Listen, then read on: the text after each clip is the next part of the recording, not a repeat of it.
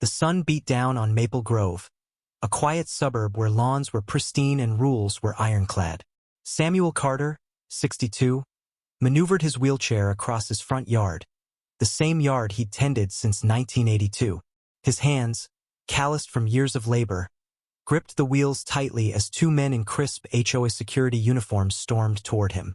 Their badges gleamed, but their eyes burned with arrogance. "You're trespassing, old man," barked the taller one, Jenkins, his voice sharp as a blade. "This land's under HOA control. Vacate now." Samuel's heart pounded, but his voice was steady. "This is my land. Bought it fair and square before your HOA even existed." He pointed to the weathered deed in his lap, yellowed but legal. Jenkins scoffed, tossing the paper aside. "Fake. You're a squatter. We've got orders." The second officer, Bryce, loomed closer, radio crackling with authority. Neighbors gathered, whispers rippling like wildfire. Some believed the HOA's iron grip. Others knew Samuel's story, the disabled veteran who'd built this home with his own hands.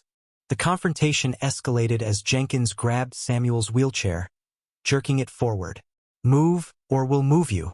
Samuel's eyes blazed. "You don't scare me. I fought for this country while you were in diapers." The crowd gasped, phones recording every second. A young mother, Lisa, stepped forward, clutching her toddler. "He's lived here forever. Check the records." But Bryce waved her off, his smirk cold. "HOA owns this block now. Eminent domain." Samuel's chest tightened. Eminent domain? His land, his sanctuary, stolen by lies? He'd poured his soul into the soil, every flowerbed, every memory of his late wife, Clara, who died in this house. The HOA's security was a sham, hired muscle to bully residents into submission.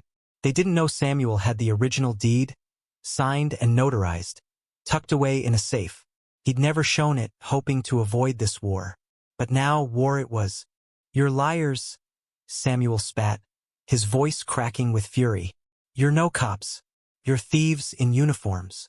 Jenkins lunged, shoving Samuel's chair toward the street.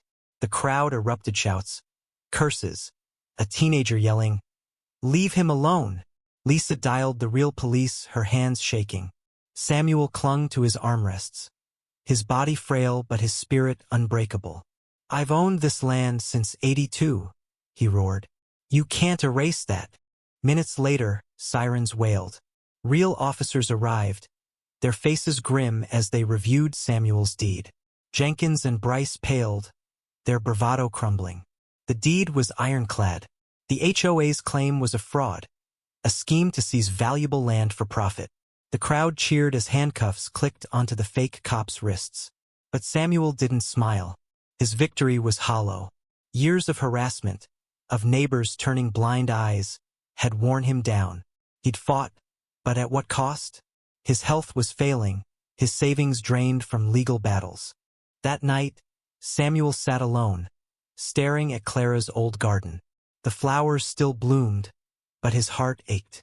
Justice had come, but too late to heal the scars. The neighborhood, once tight-knit, was fractured, trust shattered by greed and lies. He wondered if Maple Grove could ever mend. What do you think, was Samuel's fight worth it? Or did the community's silence enable this injustice? Share your thoughts on where justice lies in conflicts like these.